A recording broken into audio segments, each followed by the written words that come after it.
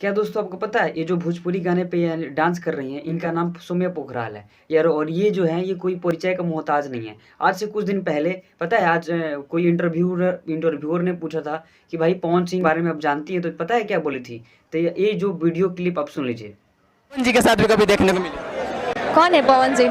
कौन है पवन जी? कौन है पवन जी? भोजपुरी के पावर स्टार। हम नहीं जानते। क्या बोला तूने? कहाँ से आते हैं ये? अब ये पवन सिंह को नहीं जानती, खेसारी लाल यादव को नहीं जानती, तो फिर ये वीडियो रील्स क्यों बनाती है?